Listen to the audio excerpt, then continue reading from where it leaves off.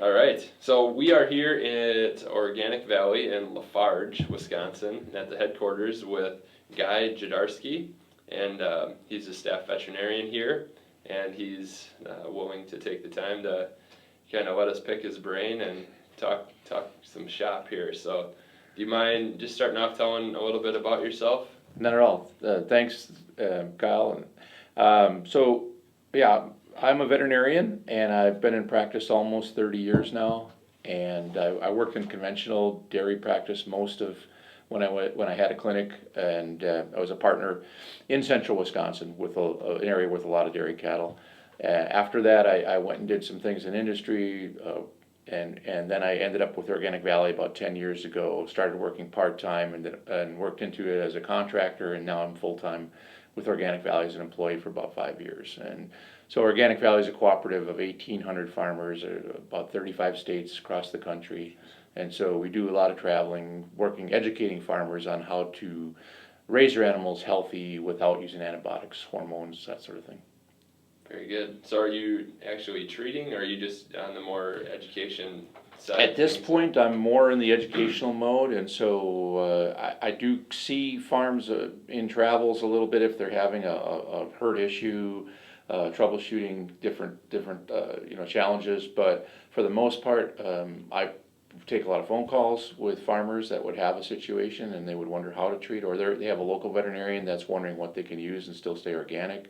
And so that's pretty much what it's more of a education, advising type of role now, rather than directly working on animals. Sure. Yeah. So, did you have an organic focus prior to coming on with Organic Valley? Well, not to start with, because I was in a conventional practice for about 12 years, and so we pretty much used all the drugs and everything, worked with conventional farmers. I only knew of one organic farmer back in those days, but then over time, when I was doing some other things, I ended up working for a couple of companies that they supplied organic farmers. They made natural products and feed supplements, and so that I started to learn a lot more about it at that point. And I met some other people, and one really key person, Dr. Paul Detloff, who's from Arcadia, Wisconsin, and he's kind of a pioneer, and he kind of taught me a lot of this stuff, and ended up started working with him in Organic Valley, and so now here we are. Wow. So is that a big phase shift for you, kind of going from conventional more to organic? In some ways, it's a different approach because, we do learn in vet school, we do learn about prevention, but really the focus is on treatment. And Right. so you're learning a lot of drugs, you're learning surgeries, you're learning all these ways to deal with the problem. The but basic medical model. Yeah. You're Across right. the You're board, right. Yeah, you know? You're right. It is a lot analogous to human health, very much so. Yeah, and so. But the organic approach is a lot more building the health into the system, and so getting the animals so that you really don't have to use a lot of this stuff. Now we do have alternatives that we can use, and we do use. So there are things like garlic, which is antibacterial. So when you have an infection, instead of using antibiotics, sometimes we use garlic. But we really like to rather get to the core of the issue, like if it's a respiratory problem, do we need to fix the ventilation? Do we need to vaccinate more? That sort of thing. So we really want to prevent the problems. And the guys that have been at it a while really don't have a lot of trouble with their animals. Wow. Yeah. So, what are some of the biggest things that you talk about with the farmers when you're, going and educating? What are some of the bigger topics that you cover, and how to, keep their herd healthy? Or Yeah, so really, we work with we do have an egg pool, we do have meat animals, but my main focus is dairy. The biggest portion of this cooperative is dairy, and so we work with dairy farmers a lot. And for them, it's the nutrition. Of course, for all animals, it's the nutrition. Even ourselves, the nutrition is huge. Yeah. And so the nutrition is a big one, and then for cattle, the grazing. The grazing itself is very health promoting. Doing the good job with that really. The exercise, the fresh air, the fresh feed, the lush feed, the green feed, all that stuff builds the health. And then the step that goes a little bit further is working on the soil, working on the mineral balance, the biology, the diversity, which is something you don't learn in vet school. You don't make that connection with the soil. That took a long time for me to get to that point. The first time I heard a vet talking about soil, I go, well, why is this vet talking about soil? But Right. in the end, it really is important because it's the foundation that makes the plants healthy, and then the plants are nutritionally better, and so then it makes the whole thing go. Yeah. Very interesting. And that's kind of one of the bigger topics, I think, that correlates kind of to what we're talking about in terms of how it translates to human health. I mean, is that something you would agree with? Certainly, yeah.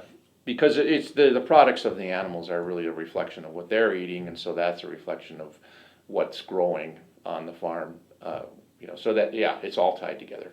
I think one of my favorite quotes, I can't remember who said it, it's the saying of it, it's not, you're not what you eat, you are what you eat was the thing. It's like you are what you eats.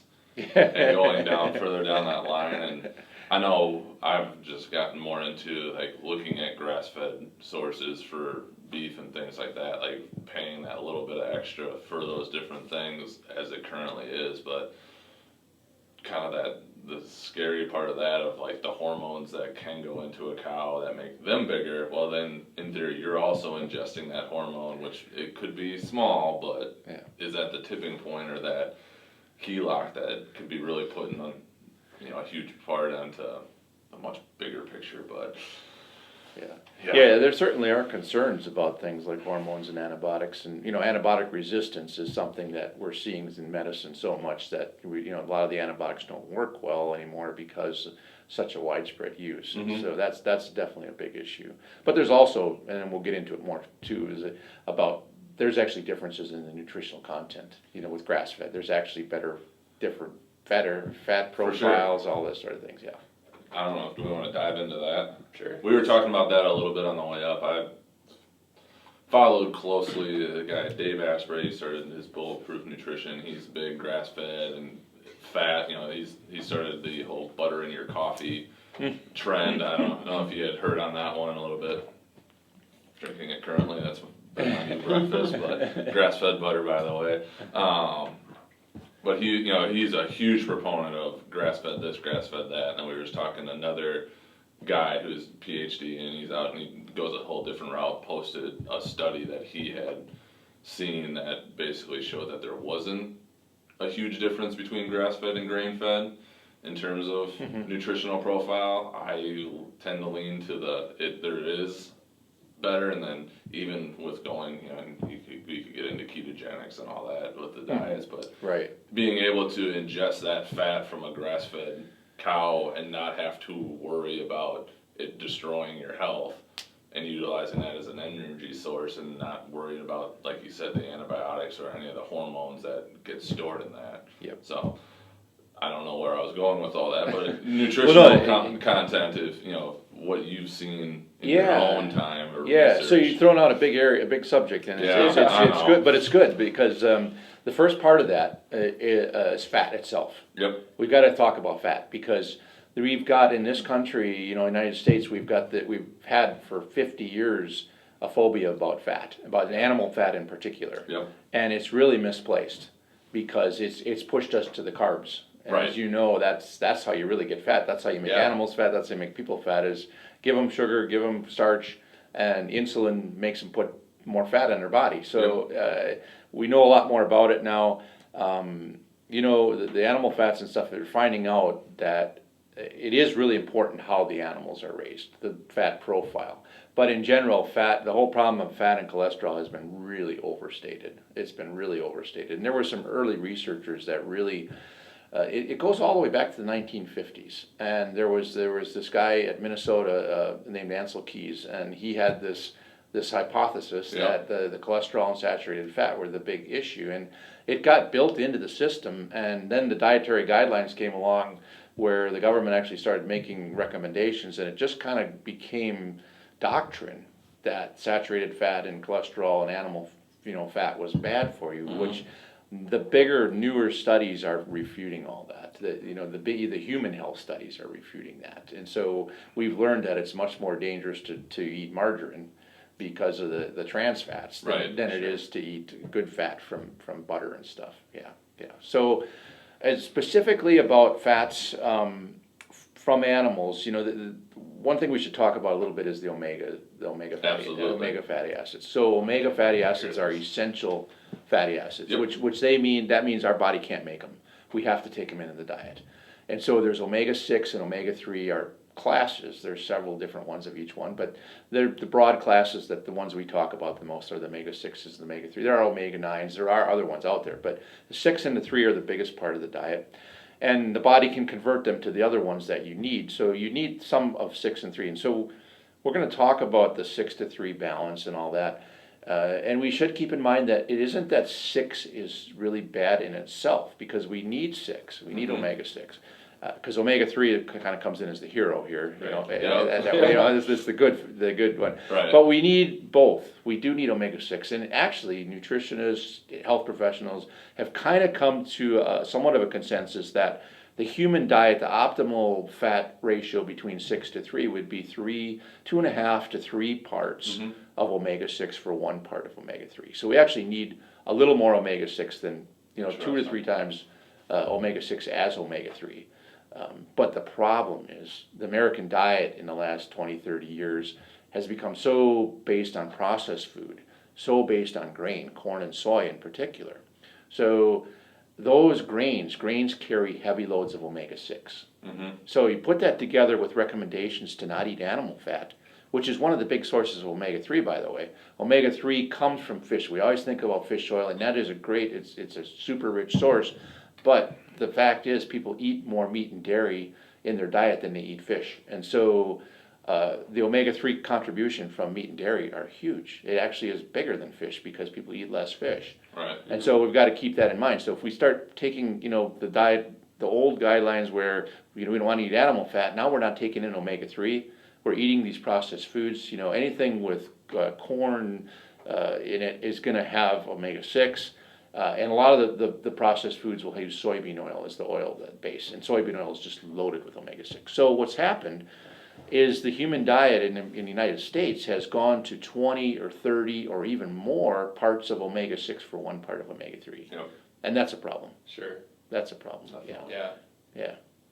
So omega-6... This is all the stuff I've read. So omega-6 is inflammatory. That's the other thing to think about. It's pro-inflammatory. Yep. So all these chronic diseases that we're dealing with, arthritis, diabetes, cancer to some extent, heart disease, they have an inflammation as a part of their way they get started. And so anything that's going to promote inflammation isn't good. So omega-6 is a problem in that case. Omega-3, on the other hand, shuts down inflammation. And so the more we can get towards that 2.5 to 3 to 1 ratio, the healthier we're going to be. Dr. David Seaman talks about, big on nutrition, he talks about basically those are all the same condition. They're all inflammatory conditions. It all comes from the same place. It's just where it manifests itself, whether it's arthritis or Alzheimer's or diabetes, they're all stemming from the same. It's a good point. It's a good point. I used to get Newsweek magazine, and they had it's been a few years now, but they had a cover story one time called "The Fires Within," and it was this little graphic of the little fires in the joints and in the heart and all these places. And you're right. It's the inflammation is a problem. Yeah, widespread. Yeah. Very interesting. So then, when you talk about grass-fed versus grain-fed, I think you're going to come back to probably some studies that were done that showed that grass-fed is going to demonstrate a higher omega-3 profile. Yeah, and let's go to that right now. And so Perfect. there's 3 studies, 3 general studies that we would like to talk about, and it's not just grass-fed. These were studies comparing organic to conventional. So there's a link because organic requires grazing, it requires pasture. But this was not directly a grass-fed versus non-grass-fed. So this is organic versus conventional is what we're talking about. So corn could still be thrown into that. There would be grain-fed. The truth is, on the meat side, most of the meat in this country has been coming out of feedlots, which is grain-fed. Right. Now this grass-fed movement is there are non-organic grass-fed out there. That's very popular in some ways. But hard to do in Wisconsin? What's that? Is that hard to do in Wisconsin with our winters? Yeah, well, you do have to feed forage in the wintertime, stored forage. So yeah.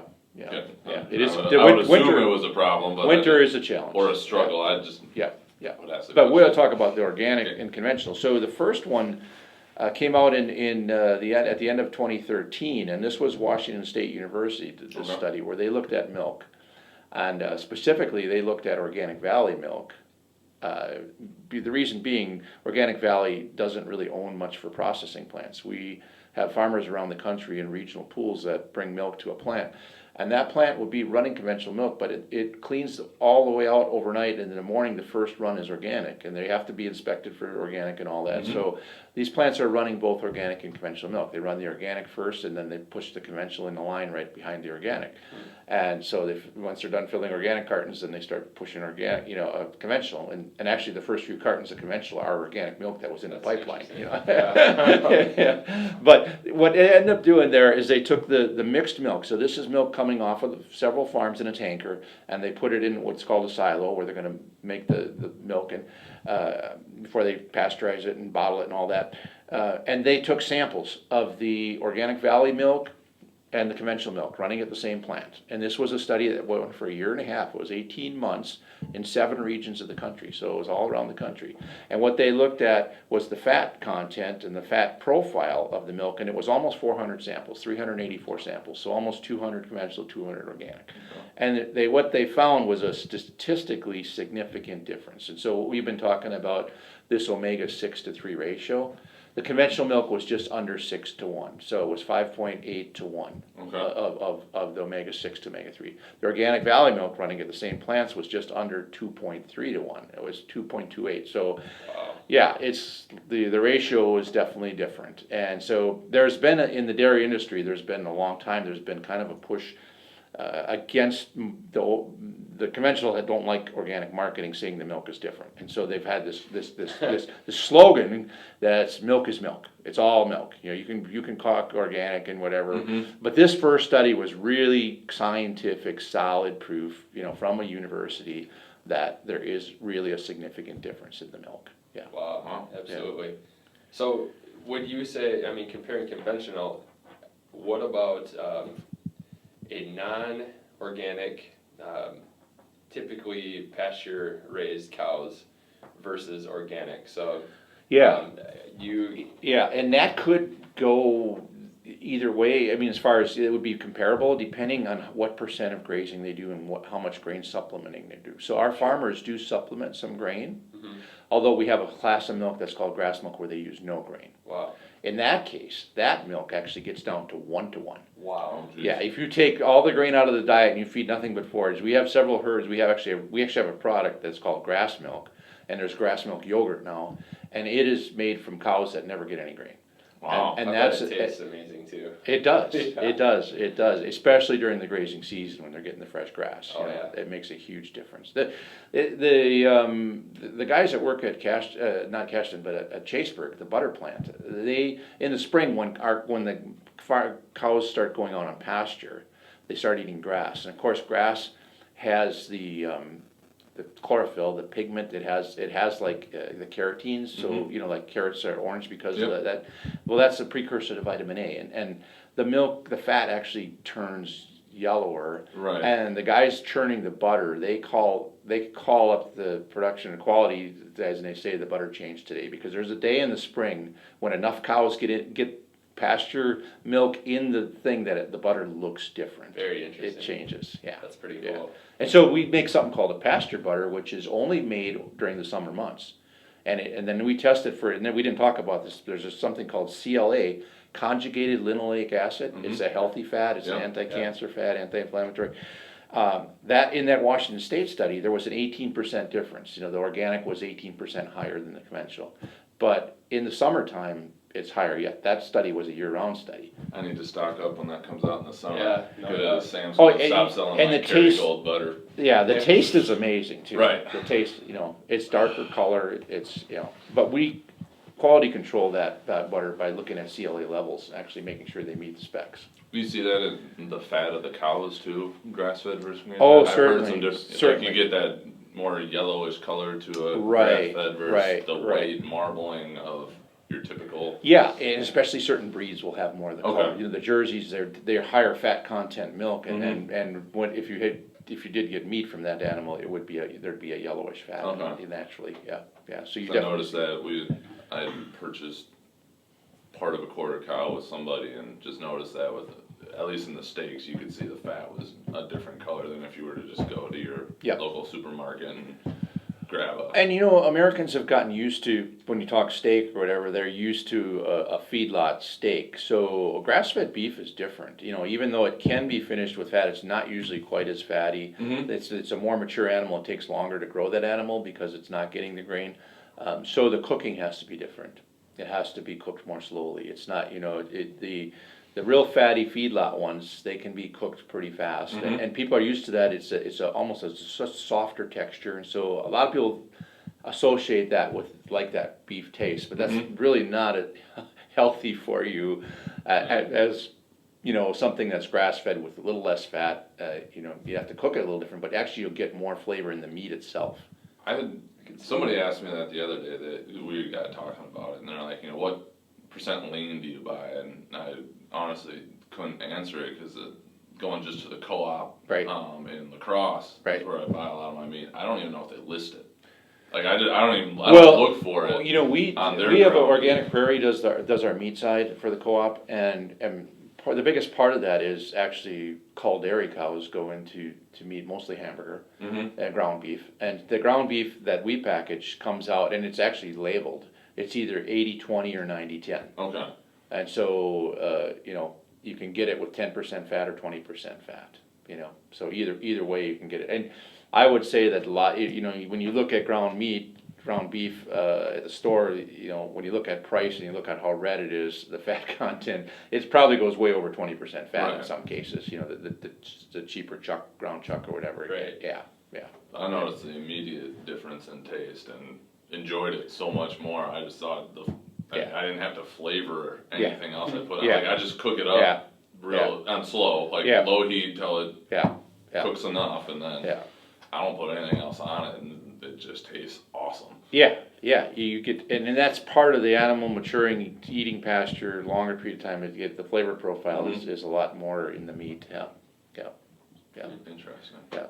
So we didn't finish the studies. We got off on a sidetrack, but there were and the next two are actually the 2 or 3 how you count it. It's this university in England called Newcastle University, and Newcastle has done several. They've done like 3 of these, what they call meta-analysis, and what a meta-study or meta-analysis is, where you go to the literature, usually medical literature, and you look at studies on one topic that were all done. There's multiple studies, and as you know, especially on nutrition studies, there's conflicting studies all the time. There's one says this, one says that. Isn't that the beauty and people get frustrated because they follow advice for a while, and then it's like, oh, it changes, and it's like, well, make up your mind. And so what these meta-analyses attempt to do is take dozens of studies and then look for trends across all the studies. So there's a lot more power, there's a lot more data in these studies. And so the first one was done in 2014, and this was really about the produce, the organic produce. And so what they found, and this was 343 studies, and what they found, the antioxidants, we've been talking some about the pigments. We talked a little bit about carotene and stuff, but like the anthocyanins, the thing that makes a beet purple, lycopene, the tomato, there's flavonoids is a general class they're called. There's 20 to 40% higher in organic food. So you have more of these vitamin compounds in the food, these antioxidants, and oxidation is another process like inflammation that over time really takes a toll on the body. That's what ages cells, kills cells, is oxidation a lot of times too. And what it is, we need oxygen, but what happens is we get these really reactive species of oxygen, like peroxide and things that are actually generated in tissue. And so antioxidants neutralize that. Our body has defense mechanisms. We have enzymes that deactivate those, but those enzymes need things like these antioxidants to recharge the enzyme. And so that's really important that we have these antioxidants in our diet. So they were higher. And then the other real 2 things they found was the pesticides were much lower. There were 4 times the amount of pesticides in the conventional. And there's been several studies where they took children and fed them an organic diet, fed them a conventional diet, fruits and vegetables, and looked at their urine for pesticides. And this has been repeated several times. And when they're on the conventional food, they've got pesticides in the urine, they go to the organic food, it goes right down, they switch the groups, it goes the other way. And so this has been done several times. So, yeah, you think about it, yeah, you know, you don't have to talk about it a whole lot. No, it freaks you out. God, it No scares wonder the why crap out of the you. cancer rates and Yeah. everything you look at. Yeah. That's scary. Yeah. So why do you think the difference in the like the flavonoids and all that? Why do you think the difference between conventional and organic? Yeah, it's a good question, and so I don't really know, but I would just, again, go back to the way things are grown. You know, not using pesticides for one thing, but also no synthetic fertilizers. So we've got to use compost, we've got to use natural sources of fertility, and so those things, and probably the plants probably grow slower, I would guess. Mm-hmm. I would guess that they do, I don't know for sure, but, you know, That makes sense. yeah. Interesting. I was just watching the little thing outside in the lobby before we came in. It had said something that these farmers were treating it as, you know, it's art and science to do a farm, but they didn't want to do a chemistry experiment. Right. And I think that is just so huge, and I've had this discussion, we actually talked about it, we haven't posted it yet, but like, going beyond that, just like all the chemistry that you run into each day, and you have no idea really that you're doing it when it comes to your shampoo and your soap and things like that, and just It's a great going point. to that, it's just insane that you have Deodorant. probably most, Yeah, exactly, yeah. being You know, used aluminum, that way. you're putting aluminum on your skin. Aluminum's been associated with Alzheimer's, you know, Right. it's like, Yeah.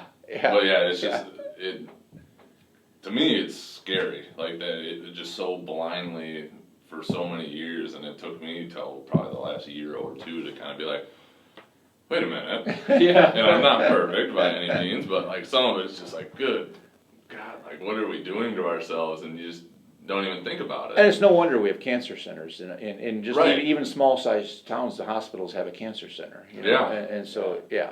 Just how much, and Yeah. I think that'll be a really interesting thing if it's even something to study, like with over people. Like how much can that change or go down if we Right. are addressing these seemingly little things? Like who would think putting your deodorant on once a day Right. could potentially be a reason that you're Right. gonna have memory problems and things Right. like that when Right. you're 80 Right. years old. Right. Yeah. Yeah, even a lot of the cosmetics and things like that. Oh, I yeah, mean, yeah. there's phthalates, there's the preservatives in there. You know, there's all these things that are just not good for you. Stuff that I can say, but I have no idea what it is. Yeah, you know, yeah, and yeah. To the layperson. Yeah. They don't think about putting it on either. They just don't think No, twice. It's no, just we the don't. norm. But you know, you kind of mentioned that it's scary, and it can be a little bit. But I think it's just becoming aware more. Right. And yeah, we don't need to be scared. I mean, it's a little disturbing, and when we think about you know, things being contaminated and all that, and there's really no pristine place, and that's all kind of depressing thinking. But you know, we have defense mechanisms. Our body has True. defense mechanisms. Nature has defense mechanisms, and so if we stop doing some of this stuff, it'll get detoxified, Sure. and both in our bodies and on the land. And so if we just stop putting this stuff out there, you know, nature will take care of it. And so that's the hopeful sign, I think. Yeah, that is a great, optimistic. way. Yeah. So just to finish up the studies, there was actually the third finding in that first Newcastle study was that cadmium is a heavy metal that's also not good for you, 48% less in organic. So that was pretty much a produce type thing. Then in 2016, Newcastle came out with two, actually you could call it one or two. They looked at 196 studies that were comparing milk between organic and conventional, and they looked at 67 studies comparing meat, organic and conventional. And these studies, of course, it's 2016, it's a few years after the other one, so it's a little bit later in time. There's some newer studies with bigger numbers and things like that. And what they found was omega-3 was up 50% on average for both meat and milk in organic. So you get 50% more omega-3. You get less omega-6, 18% less omega-6 in the meat. The milk was 46% higher in omega-3, so that's 50. We just said 50. Some of these, CLA, 34%, so it was actually up. It was the CLA was actually more than what we saw in the Washington State study. So, just a lot of good things. Yeah, A lot of absolutely. good things, yeah. So how sustainable is it to, I mean, you think about like the big farms and, you know, your conventional crops and the livestock, all that. How sustainable is it for just feeding our country, or even world for that matter, but country just on a whole? Yeah. And that's another thing we talked about, just looking at, I mean, there is a large amount of waste with a lot of food products. And it's a huge, this is a huge can of worms, I feel like, too, because there's so much money in the big farming industries and behind the scenes, I think. But how sustainable do you think it is for us to feed everybody organically? Yeah, so there's two parts to what we're talking about here that you've raised. The one is the issue of sustainability, and the other one is the feed the world. Okay, and so we live in the world of the soundbite these day and age, and so feed the world is one of the sound bites that's used against organic. That the idea that if everybody went organic, we'd starve because there's not enough food, and we gotta have the GMOs, we've got to have the sprays, Right. or we're not going to be able to feed these billions of people. Well, I think you talked a little bit about the waste, so let's go right at the feed the world thing. Right now, the world makes twice as much food as it needs. You know, we need 2,000 calories per person per day. We're making 4,000. So what happens to that? A lot of it gets thrown away. A lot of it doesn't get to people. So wherever there's hunger, wherever there's starvation, it's usually a distribution problem.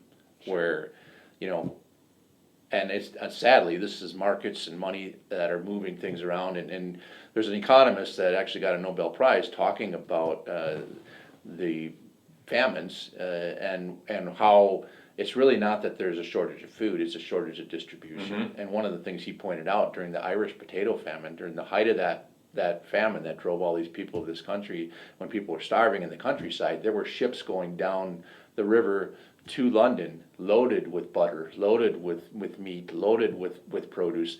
And so it was the money was pulling the food that was there out of the system, and yeah, people were starving, but it's not so much that the world is running out of food. It's the way we distribute it is part of that issue, okay?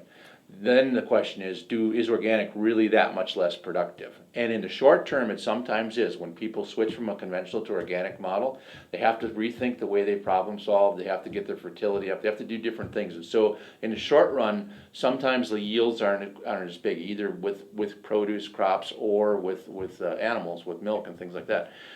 What we find though is as people get their systems going, get up to speed, they actually can produce just as much. And there's a place called the Rodale Institute in Pennsylvania. And Rodale has done a 30-year called the Farming Systems Trial.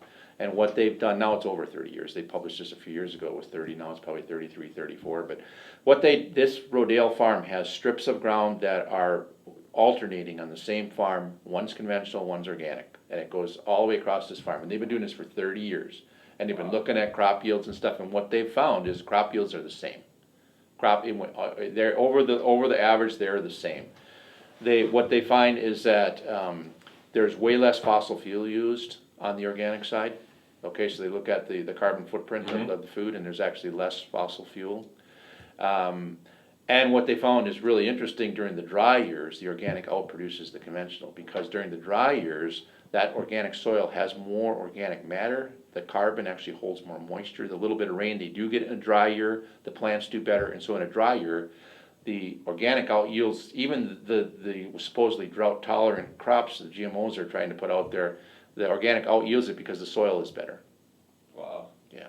So this is kind of a myth, the feed the world thing. It's if you're opposed to organic, it's kind of easy to pop that out there and think you really got something. But you know, for one thing, we're not running out of food.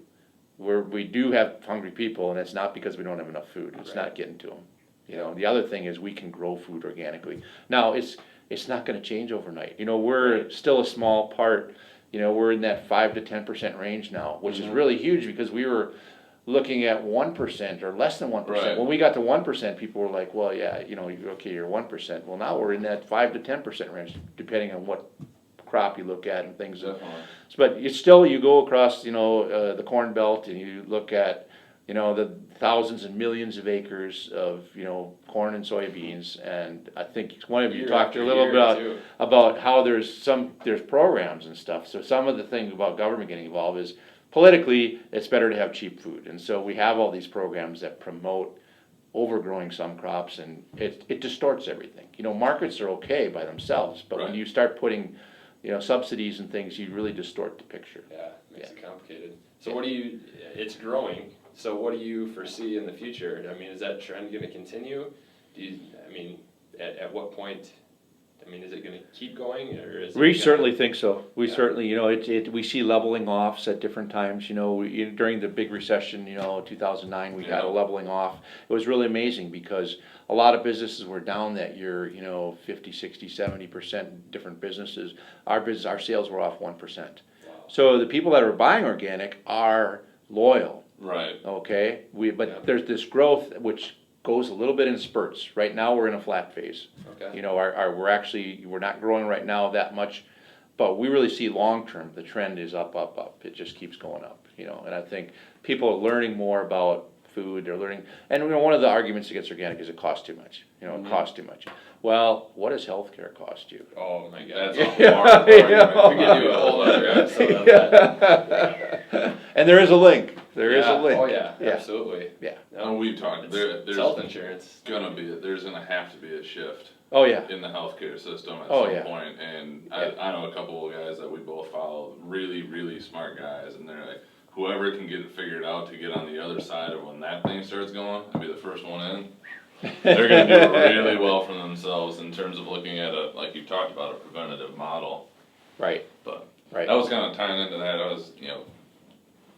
The growth of it, is that something like Organic Valley, or just do they help with farmers that are interested in it, that are kind of on the fence of like knowing that they're gonna probably have to decrease their yields, which is gonna put stress on them and their family and everything like that, those first years. Is that the biggest? Certainly, roadblock we that have a you see? lot of staff in the field that work directly with farmers, Mhm. recruiting farmers to become organic. And really, what sometimes drives farmers to look at organic are economics, of course. And Right. so right now, the conventional milk price is quite low. It had been pretty high for, several years. And so a lot of the conventional guys were happy where they were at. Now, with the lower conventional price, the organic price has stayed high. Now, a lot of people want to convert to organic. But we have enough right now. We're bringing on 300 farms in the next year or so. Wow. And so we have new farmers coming on all the time. And we support them, we educate them, Yep.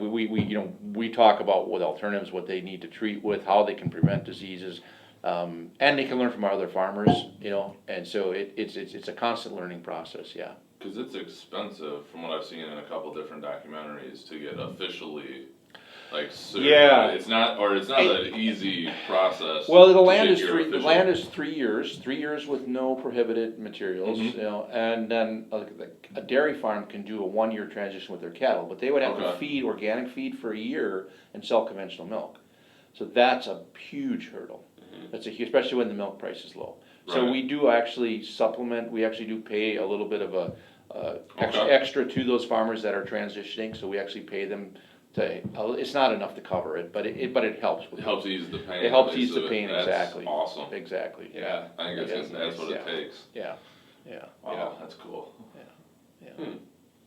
So what are some things that you do for the health? I know that's Yeah. one question that we had for Yeah. the animal health in terms of, there's not antibiotics. Is Right. that correct? Like, my understanding is if there's an organic cow and you're doing these methods that you try to prevent it without, if it has to be to that point to save the animal or something for antibiotics, that cow has to then go into the conventional market. Is that correct? Yes. Yeah. So in the United States, the National Organic Program, the NOP, is what they set the rules. And so the US NLP has chosen that it's a no antibiotic, and it doesn't mean you don't ever use antibiotics. Like you said, Kyle, if the cow is really sick and she's not responding to the natural treatment, so we have garlic, we have different plants that are, it's funny, a lot of the herbs are antibacterial, oregano, thyme, all these things, they have essential oils in them. Essential oils turn out to be antibacterial. So a lot of our natural herbal products are antibacterials. What's different about them, and I'm kind of digressing here, but they do have mixtures of compounds, and so it's not like an antibiotic is one single compound. So a bacteria can mutate and overcome that one compound easy, but if it's got 20 or 30, garlic has over 30 different antibacterials.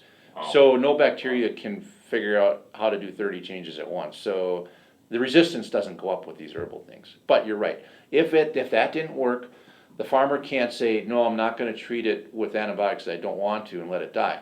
If it really needs it, and this is a very small, doesn't happen very often, but I'll even advise in a really tough case sometimes that they use antibiotics. That animal is marked, and when the antibiotics are out of it, it's sold to conventional market. It's gone. It's not organic anymore. In Canada and Europe, the organic programs do allow antibiotics with extended withdrawal times. So you hold the animal for a real long time, the antibiotics beyond what conventional would do, and then you can still keep it organic. That's not in the U.S. So some people looking at U.S. organic say, well, you guys are too tough. You know that's really not reasonable because we're going to lose animals and so forth. Well, that's what Dr. Paul and I spend a lot of time teaching people that that's not true. You know, there are alternatives you can use. You're not going to lose a lot of animals. You know, and so I really think it's a good thing that the National Organic, the U.S. program, did draw this line in the sand, and especially where this whole discussion is going now with antibiotics and bacterial resistance. And, you know, antibiotics aren't evil. Nope. You know, I had Lyme disease one time, and I took the doxycycline for a month, and man, I'm glad I did. It just came right around, you know. So when you need them, it's nice to have them work. So we're not saying antibiotics are evil. It's just the overuse of them, you know. And yeah. I worked with a doc one time. He had strep throat. Everybody throwing an antibiotic, and he firmly believed that it didn't actually do anything. Strep throat was not of antibiotic necessity, but it just made people feel better, so they were always throwing people on it. And that's the kind of stuff that it's like, yeah. Why? Yeah, and a lot of it's the strep is a bacteria, so there's a little rationale there. But there's a lot of people that go in with sniffles, and it's a viral, you know, it's a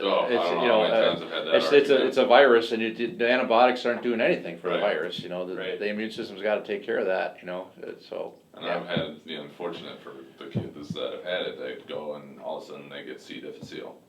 Well, they had been on, you know, for sinus infections and all this stuff. Yeah. Basically taking antibiotics like they were a multivitamin, and it caught up to them, and then it's just kind of like, now you're in trouble a little bit, like. Well, you certainly upset your normal flora, you know, and I think we're learning more and more about the importance of the bacteria that are in us and on us, you know, and I think there's some really fascinating things we're learning about. You know, that we actually, the bacterial by cell number is 10 to 100 times what our body cells are. You know, we have that many bacteria in us and on us, you know. That is pretty cool. Yeah. You know, and so it's really about, and if you're on a real strong antibiotic, you're going to wipe out some of your gut flora. And that's going to, you know, your gut is really important for health. And so that's a big issue.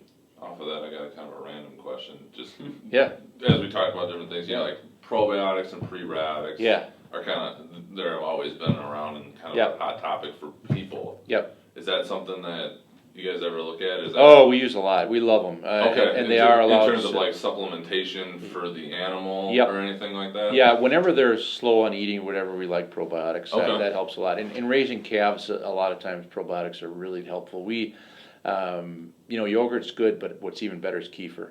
And so we do a lot of kefir. I do kefir at home. I'm a big believer in it. You know, it's like yogurt with yeast in it, and so you've got these grains and you ferment the milk, and I think that's a really a neat thing. And we have people that raise calves on kefir, and they do tremendously. They actually, you know, it's one of the things when people start doing it, they go, "Wow, I wish I would have done this a long time ago." Interesting. Yeah, that is interesting. Yeah. Is that something? Any supplementation? Like, is that like does that exist in the world of like veterinarian as like it has? Probiotics are, you know, to a degree? Probiotics are, you know, and I actually, when I was first started practice, I learned this lesson early on because we would get what they call calf scours, where young calves have diarrhea, and they at that time the treatments. So I started in 1987. The treatments were tetracycline and sulfa pills. So you had these pills in little jars, and you would give them to a farmer and say, give the calf, you know, a couple of these pills twice a day or whatever. And sometimes it worked, sometimes it didn't. Then there was a product that came out, it was a probiotic, it was the first one that I remember, called Probios, and it was a powder. And we had started using that, and I started dispensing that to farmers, say, with calf scar problems, say, hey, add this to the milk. And guys that had consistently had a lot of problems, they just put it in as kind of a preventative, and the results were way better than the antibiotics. Interesting. So sometimes it's better to promote the good guys and try to kill the bad guys. For sure. Yeah. Prevention. Yeah. Nice. Yeah. So what, going back to the soil, Yes. what are some measures that are taken to improve the quality of the soil as opposed, organic versus conventional? Yep. Because I know fertilizers are huge, and especially like with certain crops, like Yeah. I don't know, around like in this area, there's a lot of apple orchards, and they just get dumped with chemicals and fertilizers and pesticides and all that. So Yeah. what are some Yeah. things that are done organically besides maybe just like Yeah, peppers? before we get into the specifics, let's talk a little bit about soil, because soil, I think the concept, is something we have to change in our mind, how we think about soil, because we think about soil a lot of times as dirt, and we think of it as kind of an inert, a place where plant roots grow, you buy bags of soil, this sort of thing. But soil really is a living, breathing community. It's full of life. It's full of, we've been talking about microorganisms. Well, there's just unbelievable amounts of microorganisms, but there's insects, there's invertebrates, there's worms, there's a lot of biology in soil. So I think we have to step back and think about the soil as being an ecosystem, a community, whatever term you want to use. It's way more complex, it's way more alive than what we thought about in the past. And so that, kind of feeds into what you do to the soil. And if you're thinking the soil is inert, and give it to the plant scientists, the agronomic people, they have figured out how to grow a lot of corn and a lot of soybean, but they know what chemicals to put on to feed that plant. Now, nutritionally, what is the plant really that good for you? But we do know the soil is different. The soil doesn't have the amount of organic matter. Okay, so organic matter is a big thing. That's the decay of the living parts, and that has these things called humic acids or humates in it, and those are the real breakdown products. It's the stuff that makes your topsoil that's nice and black, and stuff that makes it dark. Okay, and that is it binds things. It binds toxins. It also holds trace minerals and things like that. It's a real important part, but it holds water. And so having more organic matter, more humus, you hold more water. And we have these torrential rains. The last couple of days, we've had these big rains. We've had a wet summer. I was just out on the West Fork of the Kickapoo yesterday with a guy in a kayak, and the thing's running brown. And you look at, natural areas where there's vegetation, 4, 5, 6 feet tall. Why is that river running brown? It shouldn't be running brown. Yeah, we had 2-3 inches of rain, whatever, overnight. We had a lot of rain, but there's a lot of dirt coming off of cornfields, I would guess, corn and soybean fields, because there's a lot of dirt between the plants, and it's washing into the river, and that is a big problem. That's a big problem. So how do you measure the soil health? We do look at nutrients that are there. We look at minerals. The organic farmers tend to look at calcium a lot more seriously than the conventional would look at that, and we call it NPK, nitrogen, phosphorus, and potassium. Those are the big three that people are supplementing synthetically, and that's what they look at. We dive a little deeper into calcium, because we find that that's important, bringing trace minerals in and things like that. And so we would look at some of those other minerals. Sulfur is very important for protein quality. There's a lot of different things that we look at. We look at the organic matter. There are biological tests, but they're hard to do. There are some things there's one that looks at how much bacterial activity there is. That's a little quicker test, but there have been labs that actually take a soil sample and look at how much different critters are in there and stuff, and that's a very expensive test. And so there's a lot of different ways to measure it, but it's one of these things where you can see it when it's going the right way. You can feel it. The soil gets crumbly. It gets like cottage cheese. Go to a conventional cornfield sometime. When you're going down the road this time of year, there's all this big corn. Step out of your car and just walk into that field and look.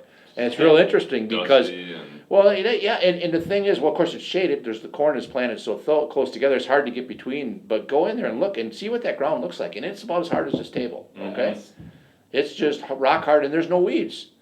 Very little weeds because all the pesticides, the herbicides that are used, and so it's corn and that can withstand the herbicides, and there's very little life there. You go into an organic field, and especially a pasture, you can't hardly find the dirt because there's so much plants. There's so many plants, together. Mhm. The soil has a whole different structure. It has a different feel when you walk on it. There's worms when it rains. All those things. So I've got weeds growing in my garden. Yeah. That's a decent thing, and I shouldn't be so upset. Well, Yeah. it's a matter of degree. So weeds are, it's like what's the definition of a weed? So Wow, that's true. If for- I've got things that I didn't plant that are growing in there, something's going okay. Yeah, so dairy farmers only a definition of weed is something a cow won't eat. But yeah, some things have to be controlled, but the weeds actually have a purpose because they all have different root structures Okay. and they reach down and grab minerals and things. Now there's some real noxious weeds that we definitely want to control, Right. the giant ragweed and stuff like that. Okay. We don't want to let it go to seed and get out of control because or mustards and things like that, they take over, Mhm. But weeds in general, we don't focus on the weeds as much. It's kind of that thing where we talked about the bacteria. Yeah. You cultivate there, you promote the good guys and don't worry about killing the bad guys. That's kind of the organic approach. Interesting. And the good stuff crowds out the bad stuff. I saw online that you've got a talk where you do about biodiversity and how important that is, and I thought that was interesting. It's Very huge. It's huge, and I think every day we're seeing that's being more and more important. And I think that's a really thought about, underappreciated thing is biodiversity. Mhm. And so when we look at the Corn Belt and we look at states across state, and I took a trip to Ohio a few weeks ago, and going across Illinois and Indiana, all this what we call monoculture, one plant, Mm-hmm. for millions and millions of acres, that is no diversity. And you don't see the birds, you don't see the insects, you don't see any of the other life. The whole ecosystem needs diversity. So it starts with the soil, having a lot of different things in the soil, but then a lot of different plants help too. We really like pastures with dozens and dozens of plants, and so cows have an ability to select plants that are medicinal. And that seems kind of crazy, but this goes way back to the 1800s. There's a guy in the UK that he would make these pastures called herbal lays, Ley, and that would just mean a very diverse pasture with a lot of these some so-called weeds, but some of them are like plantain and chicory and all these different plants, and again they have different minerals in them, but they also have different alkaloids and things. They have medicinal properties. Some of them are anti-parasitic, they kill worms and stuff.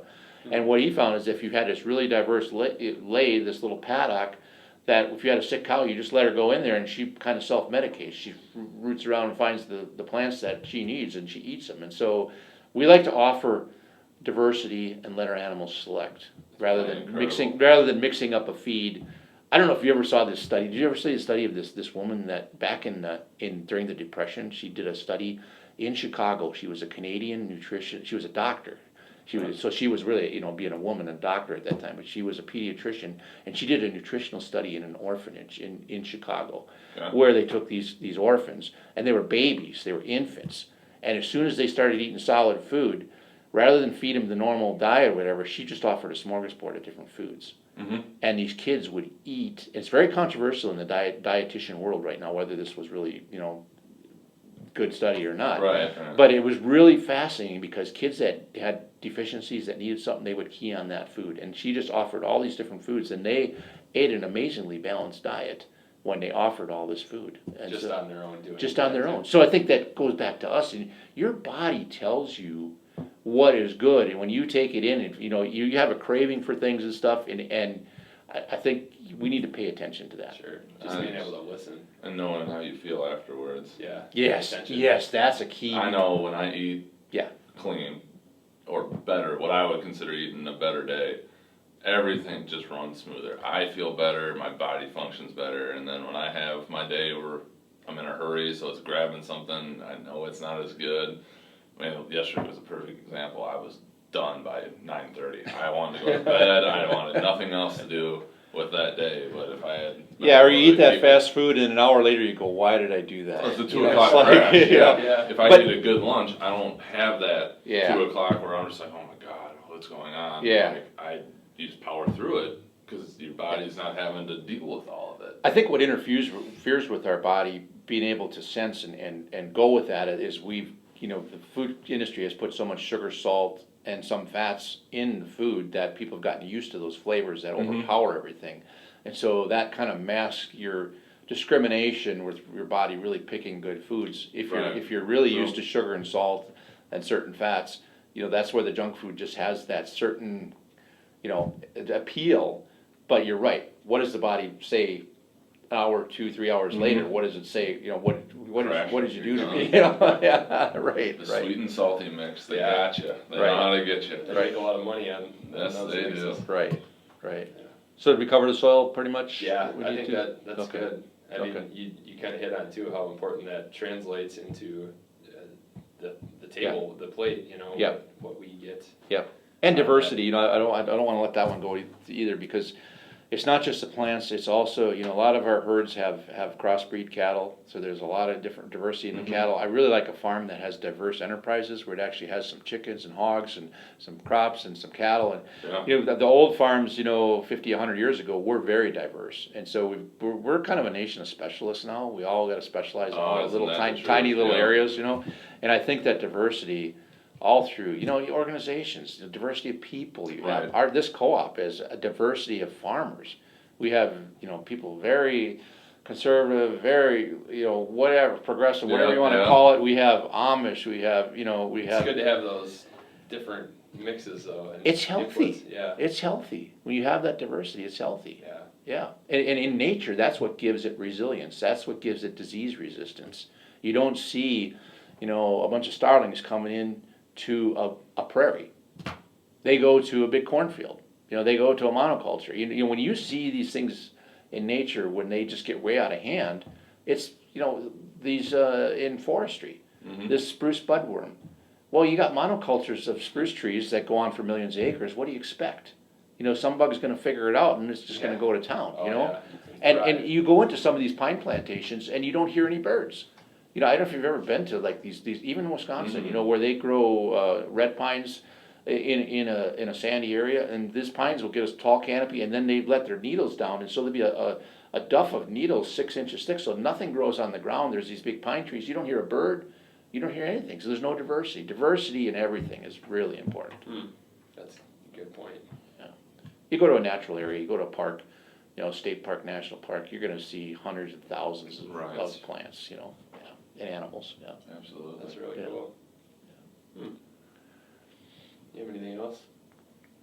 I'm just digesting everything. Yeah, I know. Do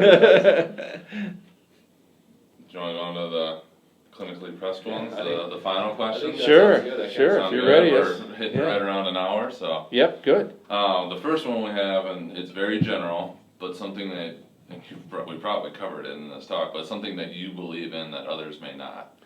There's a lot. Yeah. But I'll go with the one category, which we haven't talked about, and Okay. that is about our attitude and our mental state.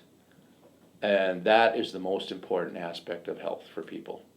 It's the most important thing, is what your mental attitude is, what your state, your anxiety level or satisfaction level, whatever you want to call it. Yep. That the mind-body connection is so strong in people. It is so strong that we, I really believe, and a lot of people aren't going to believe this, that illnesses are sometimes warnings to us to slow down or to change or to do something. And so I think, that whole mind connection, I think that's something we need to appreciate and think about. And so if our life has a lot of stress in it or something, we got to take care of that. Because if you don't address that, you're going to get sick. You can eat, you can exercise, everything else, but if you're not happy, if you're not at peace with things, then you're gonna have trouble. Yeah. That's great advice. So what are your tips for kind of having that? The biggest thing, which one of the questions at the end here is about a book. We'll talk about a couple books, but people think too much, and so we got to shut off our brain. Which is, kind of counterintuitive because we think we're so smart, and we can figure everything out. Yeah. But we overthink things too much. And constant chatter that's always there. Yeah, that's exactly it. That chatter, and so. Plus, not your Twitter feed to always have something. Oh, and you're so distracted. I don't watch the news anymore. or read newspapers just because it's always depressing. I don't. Yeah. What do you need in Yeah. some of that stuff in your life? Yeah. Well, and you know, we spend so much time in the past and in the future, and we're only here right now. Right? True. That's all we This have. is it. So don't waste your time beating yourself up for something that happened in the past, Right. and don't waste your time worrying about something in the future because it ain't here yet. Yeah. Now that's easy to say because we've got you know Right. you had to get here this morning. We for had sure. to get Build up. a We plan, got to live your life. You got to follow the calendar and stuff. But don't let your mind run away with you. Yeah, don't let it consume You know, you. whatever you're doing, be there and do it. For sure. You know, that's a big part of it. Yeah, Wow. that presence. Yeah, I agree. It's tough. That It's tough, goes. but it is great Yeah. advice. Yeah, Just curious, is one of the books The Power of Now? exactly. Yeah. Yeah, so you know Eckhart Tolle. Yeah, Okay. That's probably my top recommendation for a book, actually. Yeah. And you know what? I need to read it. The Power of Now and also A New Earth. He's got the newer book that he made, A New Earth. So those two books by Eckhart Tolle are really good. The problem with those books is a lot of people don't get it. And so because the chatter is so strong in their mind, they can't read it. They get into it and they go, it just doesn't make any It's sense. not a fast read. You kind of have to. No, Flow and it's through not it. something you plow through the Right. whole thing. You can pick Right. it up and you can read one page anywhere, and you can go back and read it again whenever. So I actually had the tapes because Oh. I drive a lot, Yeah. and so the CDs. So I spend a lot of time listening to it, and I've listened to both of those books about 6 or 8 times. Wow. And actually when I go home today, I'll listen to it again because it's so rich. Every little conversation is so rich that you've learned new things each time. I can totally see Those that. are the best ones. I remember when I was reading that. I mean, it was life changing for me because Yes. just being aware of that chatter, and like when I read that, it was just like it just opened my eyes. It was like, Yep. oh my god, like, Yep.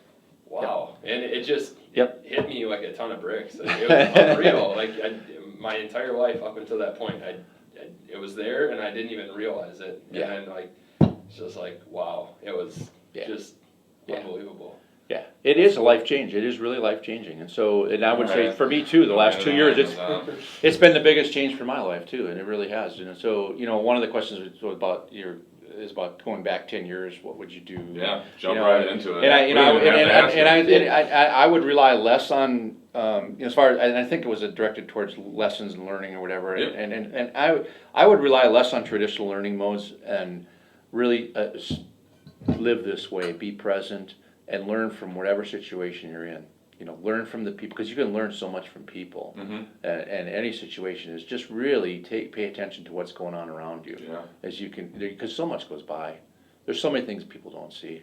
There's so many things that are right under our nose that we just don't get. So that whole approach, I think that being present, I think that's a big thing. Yeah. We were chatting about that even coming in and just looking at like how this is placed back in the bluffs and the rolling hills and just how gorgeous that is. And then I think about like when I'm sitting out at football practice, we get a view of the bluffs every day. Yeah. Like, how do I not just sit there at least for a little Yeah, bit and exactly. just like take that in, that is what I get to look at every day when I'm out at practice. Like Exactly. you just take that stuff for granted so quickly. And see, so that's being grateful and Mhm. thankfulness, and that gratefulness that actually builds into your positive mental attitude. For sure. Because that's a big life changer right there when you're grateful, and when the challenges come, also accept it.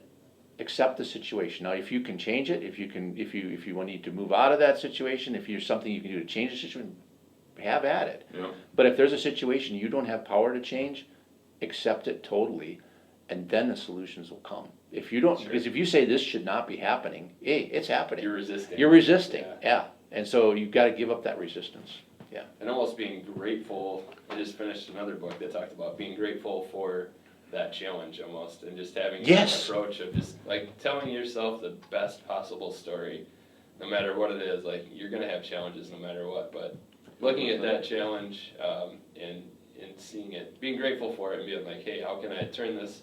The truth and the challenge is that it's what you need at this point in time for your development. It's the challenge that you need to overcome. That's the way it works. Is that, and this came out of Tully too. Is that you have the exact challenge that you need to work through. Yeah. And when you see people that really irritate you, the other thing is if whatever irritates you, think about what's irritating you and think about that in yourself, because really a lot of times it's what you have inside of you that you Yes. don't like in the other person. Yeah, You're that's a letting hard it- one. Exactly. That's a hard one to Exactly. go back to, but Exactly. Yeah. Yep.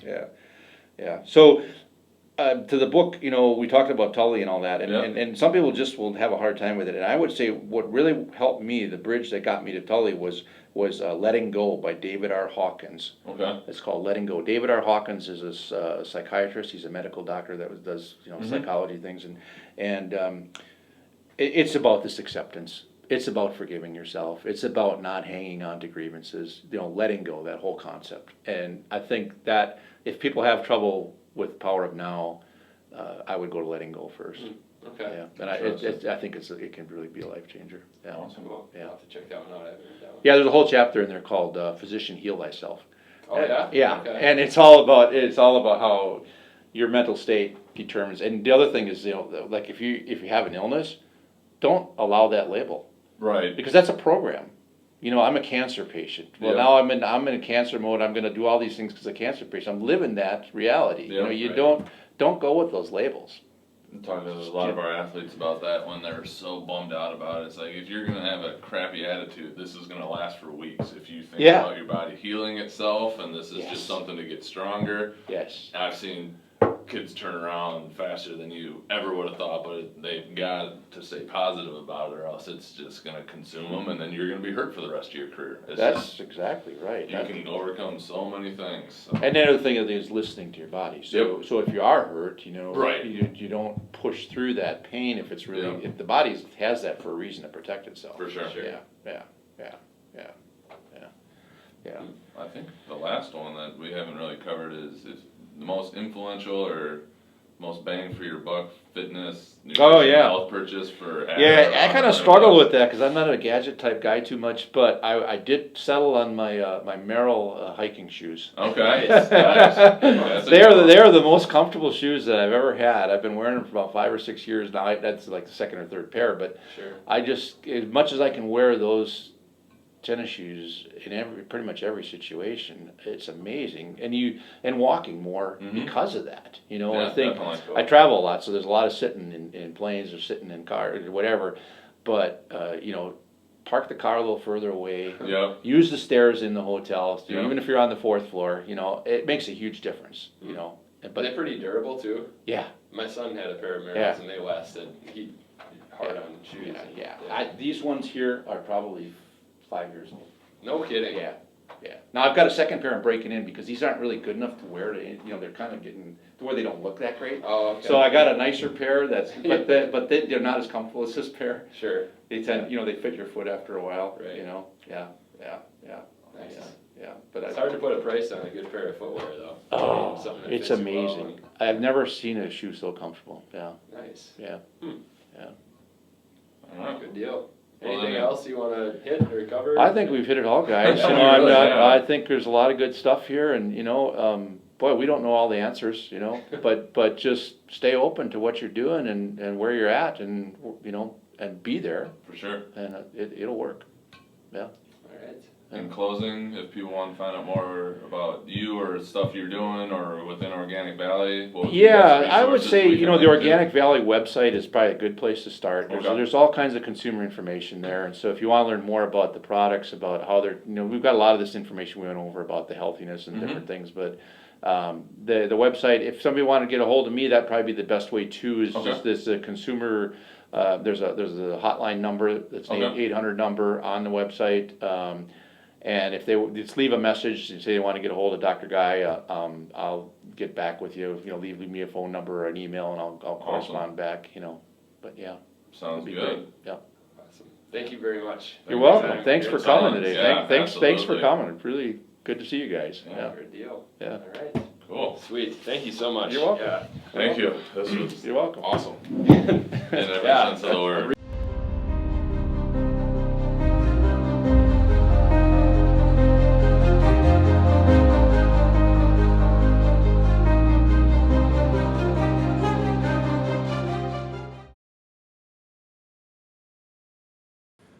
Thank you for checking out this episode of Clinically Press. Go to clinicallypress.com for full show notes and links to everything that was covered in this episode. While you're there, you have access to all of our episodes, insights, and shorts. You can find Clinically Pressed on YouTube and any other podcast outlet. If you could give us a rating, thumbs up, or review on how we are doing, we would greatly appreciate it.